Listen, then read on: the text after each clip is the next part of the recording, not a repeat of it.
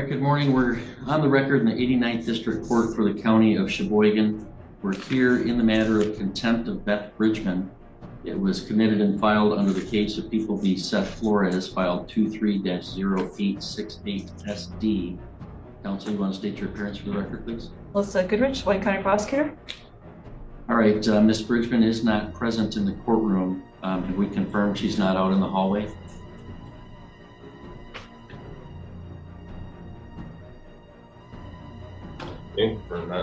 Okay, she's not out in the hallway. Ms. Bridgman was, the court issued a order to show cause why she should not be held in contempt for the unauthorized practice of law and also preventing defendant Flores from meeting with his attorney before his arraignment.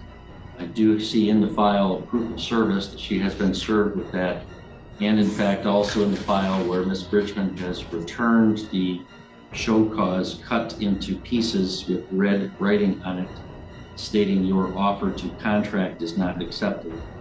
So she apparently, this was received today by the court. So she's been to the courthouse this morning to deliver this. Is not present for her show cause prior to the issuance of the bench warrant. I guess I'd give her a 15-minute window to appear. It is 11:03 right now. We'll go off the record and recess until 11:15 and reconvene. If she does appear sooner, just let me know. We can reconvene at that time. We'll be in recess. All right, we're back on the record and recalling the case of in re contempt of Beth Bridgman, file 23-0868 SD. It's now 11:16. Ms. Bridgman is still not present in the courtroom. Is she present in the hallway? Not present. Okay, she's not present. This appears to be a willful non-appearance due to the fact that she's returned the show cause affidavit and the order with it cut into pieces with the red lettering. Your offer to contract is not accepted. Of course, it's not an offer, it's an order of the court to show cause. She has now willfully not appeared. Ms. Goodrich, do people have a request? Your Honor, at this time, since we're here on a show cause, she's been properly served and also given an additional 15 minutes to appear. We would ask for a bench warrant to be issued. Request as to bond? No bond. I think given the willfulness of the behavior, we'll set bond at arraignment. So I'll issue a warrant for Ms. Bridgman's arrest for her contempt for non-appearance today, with no bond to be pre-posted. The hearing begins with a serious accusation. Not only did Beth fail to appear, but the court believes she intentionally rejected its authority. Returning the order cut into pieces immediately changes how the judge views the situation. What might have been seen as a misunderstanding is now being treated as a deliberate act of defiance. All right, good morning. We are on the record in the 89th District Court for the County of Sheboygan. We're conducting the physical hearing upstairs in the circuit courtroom. It's being clerked by the 89th District Court staff down in that courtroom. And we're here in the case of in re Beth Bridgman on a contempt matter. It was filed in an underlying criminal case 23-0868 SD. We are providing public access both in the courtroom, in the circuit courtroom, and also online. Counsel, you want to state your appearances, please? Good morning, Your Honor. Paige Miller on behalf of the people. Attorney Eric Villanueva appearing as arraignment attorney on behalf of Beth Bridgman. Right, good morning, Also, I will represent myself. Yes, Okay. we'll get to that. I would like to say I'm here on special appearance. No, I think I have some rights here. I don't know. What does special appearance mean to you? It means in a common law that I'm a living soul.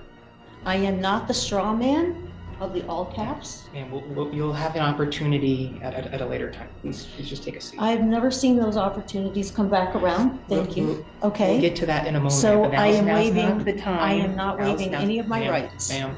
Okay. Thank you. Ms. Bridgman, you're free to stand or sit, whichever you're more comfortable. I don't know how I would pull a chair up, so thank you.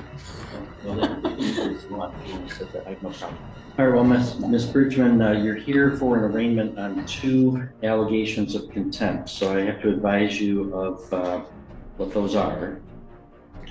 The first was an order to show cause that I signed on December 13th, 2023, which alleges that you are in criminal contempt of court for the unauthorized practice of law and for preventing the defendant, Seth Flores, from meeting with the Michigan Indigent Defense Commission attorney prior to his arraignment. We scheduled that for a show cause hearing on December 20th. You did apparently appear in the courthouse that day and turned in a copy of the show cause cut into strips with the red lettering on it. Says your offer to contract is not accepted, and then you did not appear at that show cause hearing. So therefore I signed a warrant for your arrest for that non-appearance.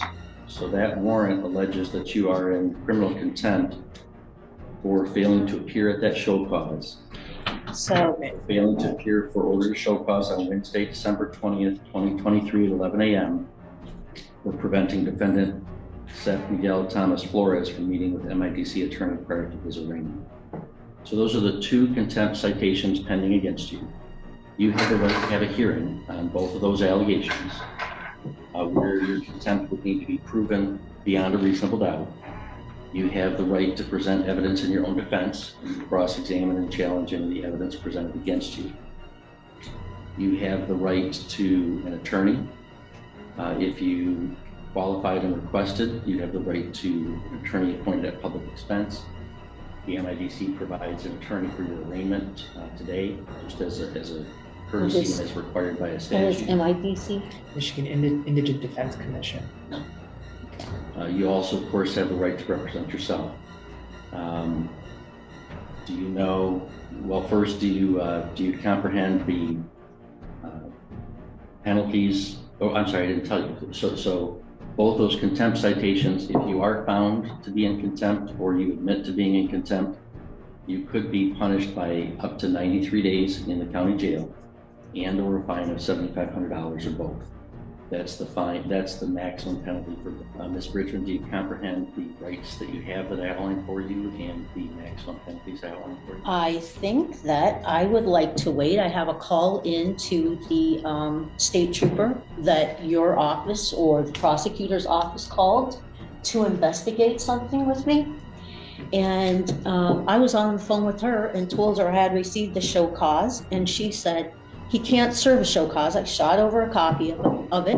He can't serve a show cause because you're not under bond. This is from the state attorney general's office. I was still on the phone with her. I had filed the paperwork at 9 o'clock. She called me at approximately 10 o'clock.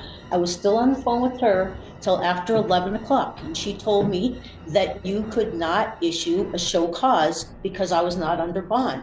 Now I understand you have just precluded all of my common law rights by forcing me in the back door into your jurisdiction on this side of the court. And I know that this is not what was on the original document in its entirety. So you have amped up the charges based on the fact that I failed to appear, but I believed she was going to let you know. She was collecting information from me for you. Ma'am, Now, just understand what the As soon as Beth enters the courtroom, it becomes clear this case is about more than a missed hearing. She argues from a completely different legal perspective, focusing on common law rights and jurisdiction.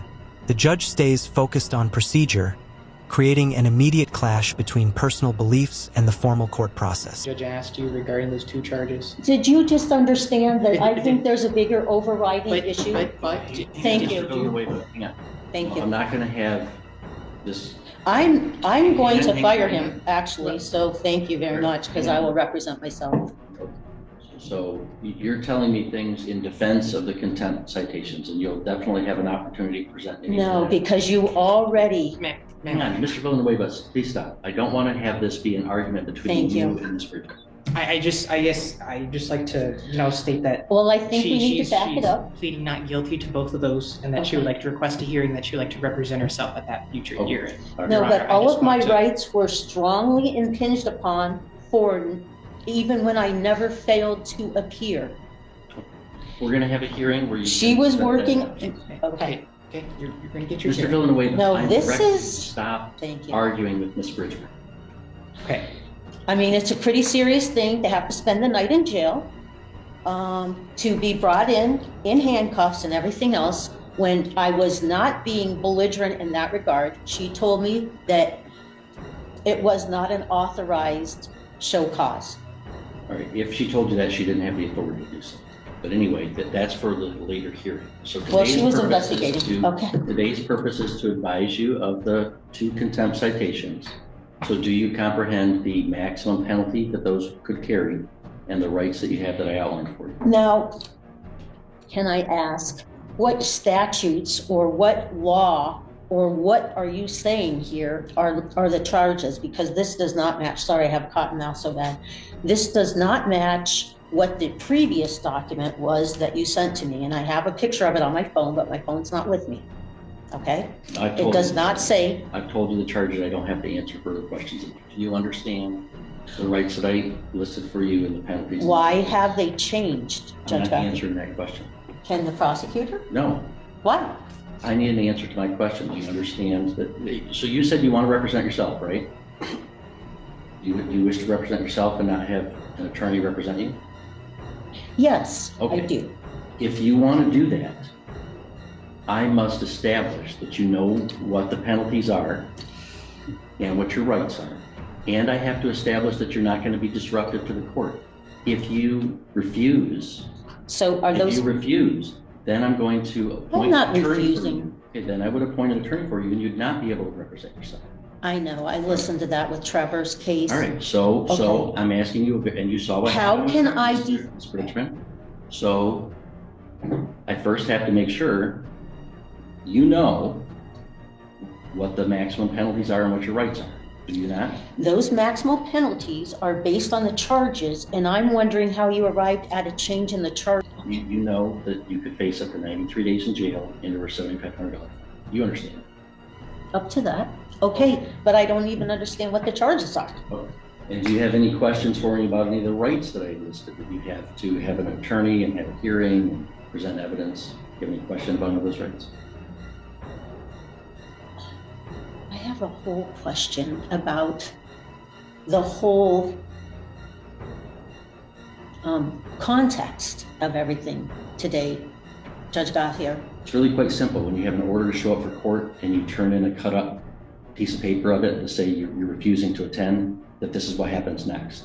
That's pretty simple. Oh, did that offend you? No, it did not offend me. It was a contempt of court. It's a It's common law not about thing. anybody's personal feelings. It's about the authority of the court to compel appearances. You did not appear. So I do believe, based upon your answers, that you do understand the maximum penalties that you face and the rights that you have. So, Ms. Bridgman, Mr. Villanueva indicated that you wish to plead not guilty to those charges of contempt. I gather from your comments that you would agree that you're not pleading guilty Correct. to those, correct? Okay. All right, so we'll enter a not guilty plea on your behalf to both contempt citations. We'll schedule this for a hearing where the prosecutor will present evidence and you can present evidence in your defense. If you want to have an officer come testify on your behalf, you can certainly do so. I would like to request a trial by jury. There is no right to trial by jury in a contempt matter. So Oh. that request would be denied.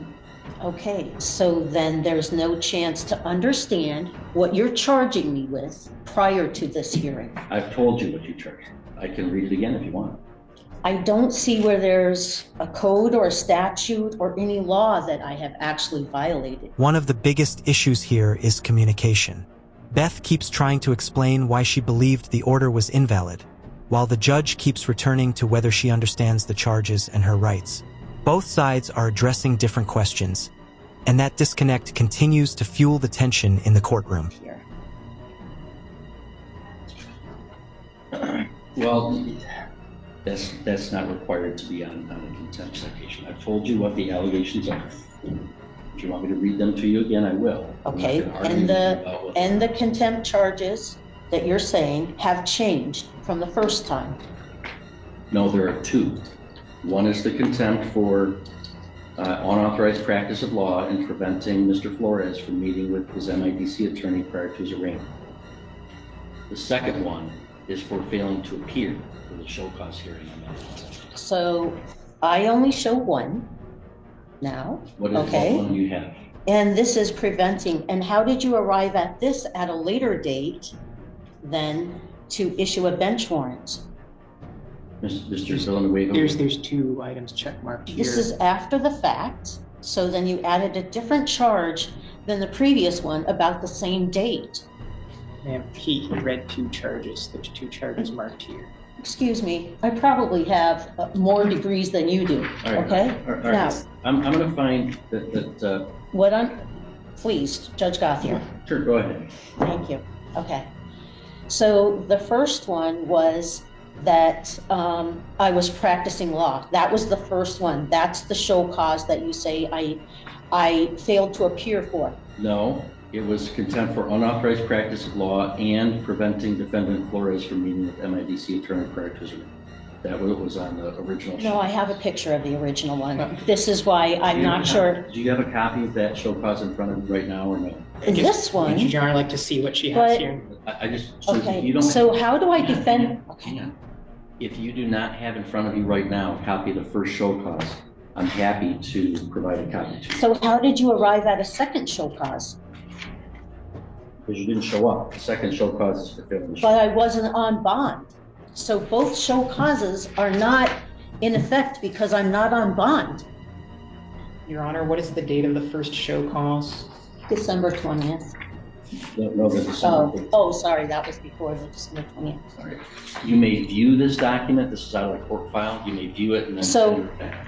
Judge Gothier, do I have any other recourse to clarify where I was on that day and the information that I was going off of by your own investigator? You do. You do. Okay. That is a hearing date. Today, we're going to schedule a hearing date, and you can present that evidence of that. And how will the hearing affect a trial by jury As I told you, there is no right to trial by jury for a in contempt charge?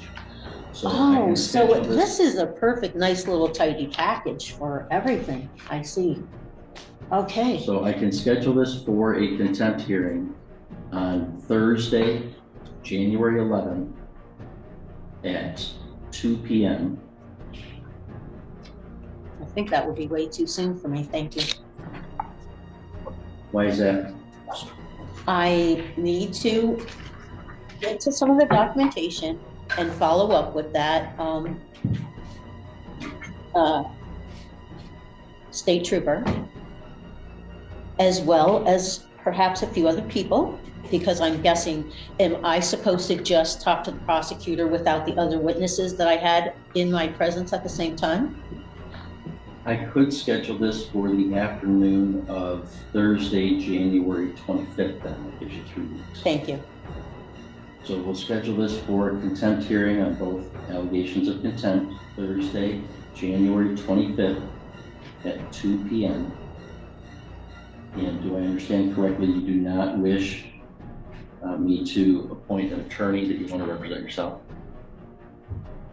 And then who makes the decision? You make the total decision then? Well, no, first you make the decision whether you want to represent yourself. As long No. as I'm convinced that you're doing so of your own free Okay. choice, that you understand what's going on and that you're not going to be unduly disruptive, then you'll represent yourself. So what am I allowed to do at the hearing to defend myself appropriately? You're allowed to present legal arguments.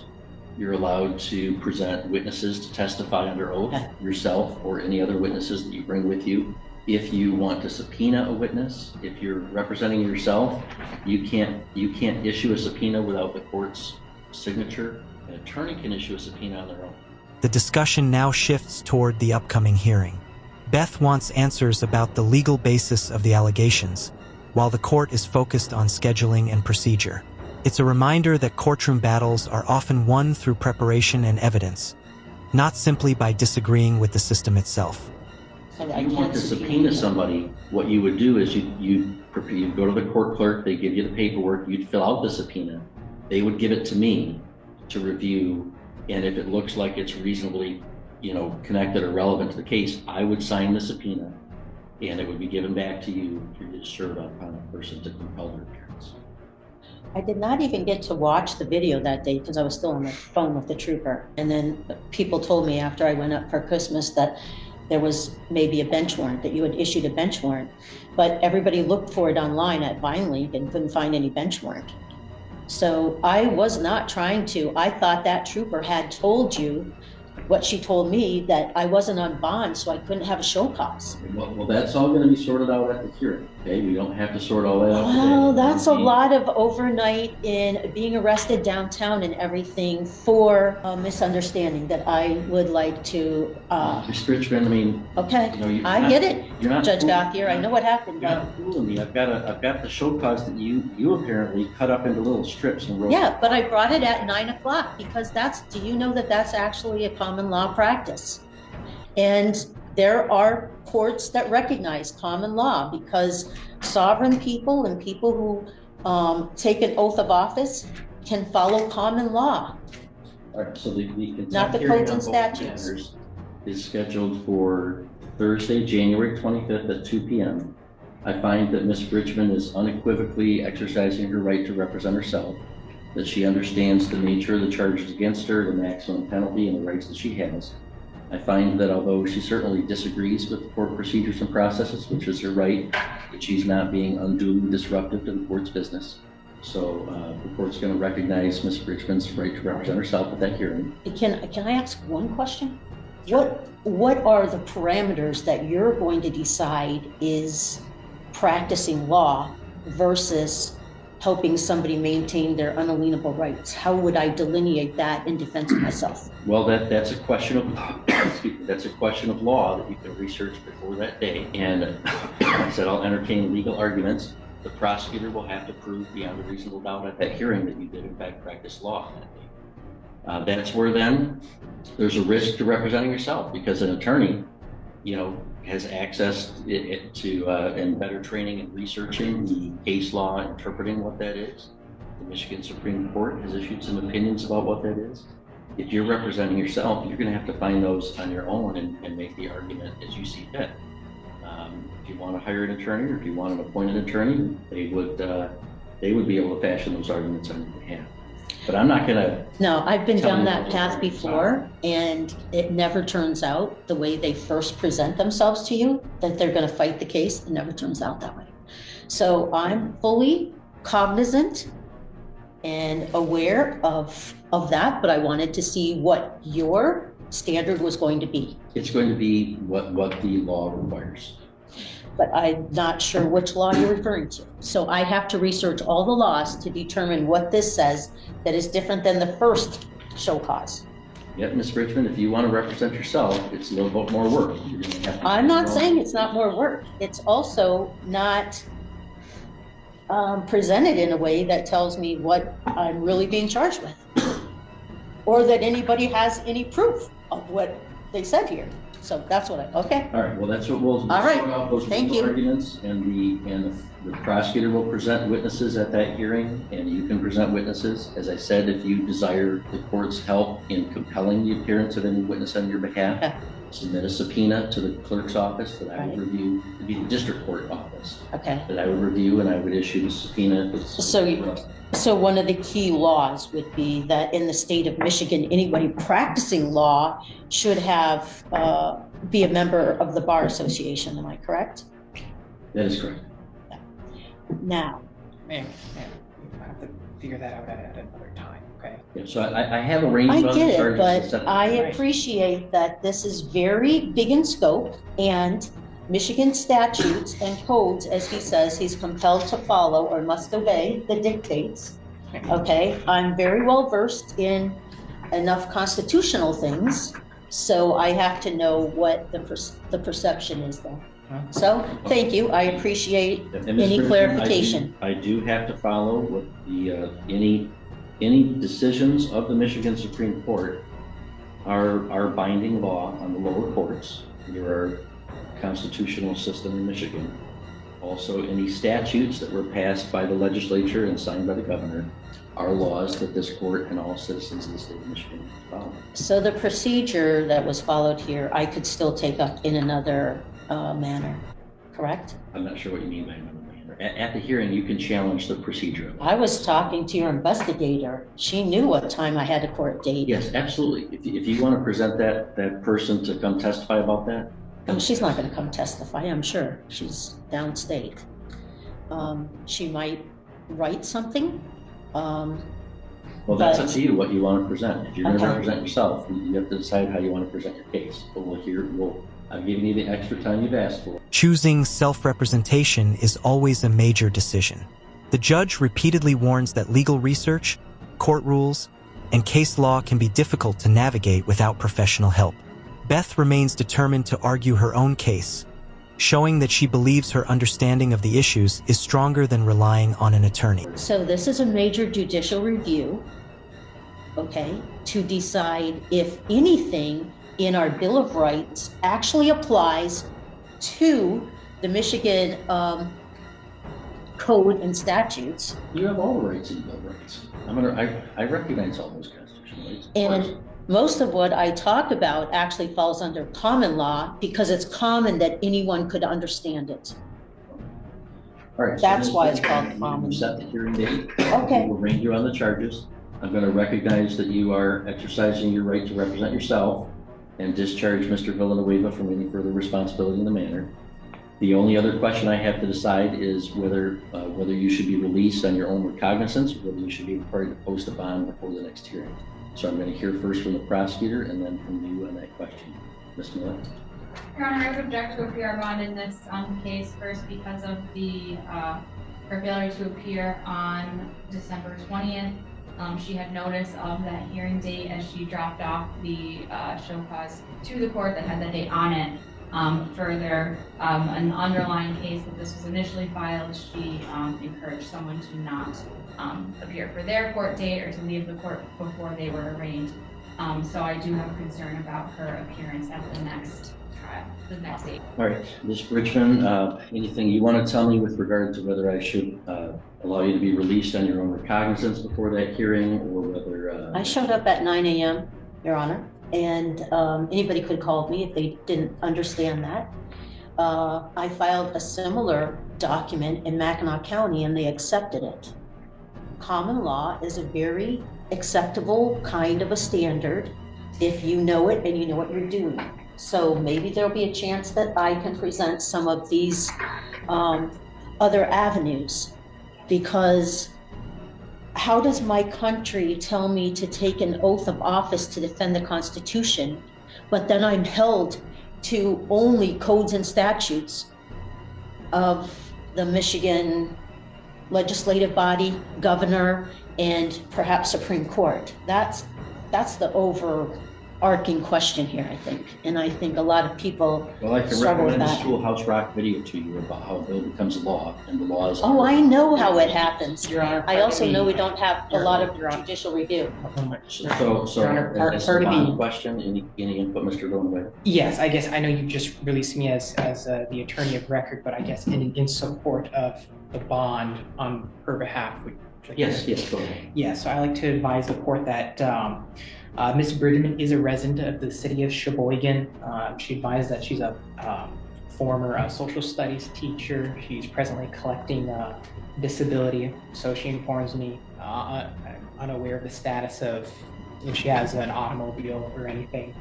I'm not aware of any known criminal history for Ms. Bridgman, and she reports that she has no drug or alcohol issues.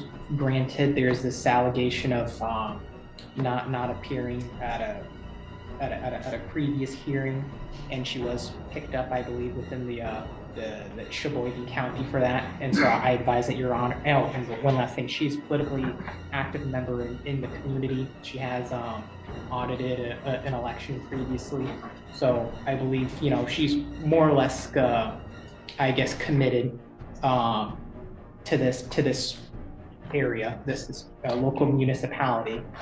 It seems unlikely that she would go anywhere, and how she would do that. And so, Your Honor, I would ask that you set a reasonable bond for her. All right, thank you. Well, I don't believe that Ms. Bridgman poses any danger to public safety.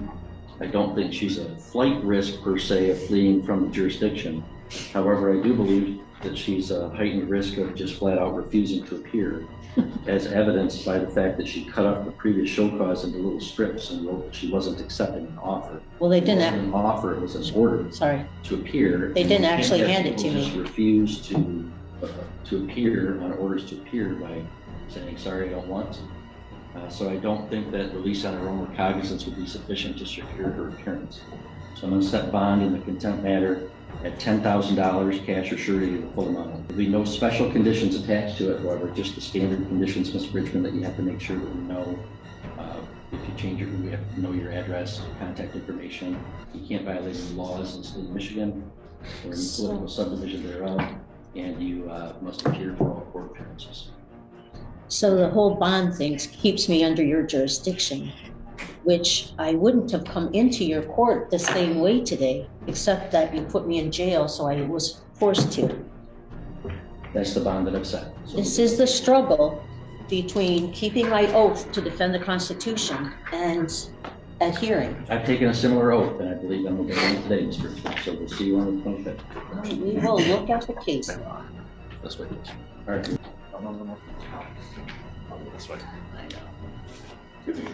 She's only up here from North Carolina. The bond ruling highlights what concerns the court most. The judge openly states that Beth is not considered dangerous and is unlikely to flee. Instead, the concern is whether she will follow future court orders. That issue of compliance has been at the center of nearly every argument throughout this hearing and ultimately shapes the court's final decision.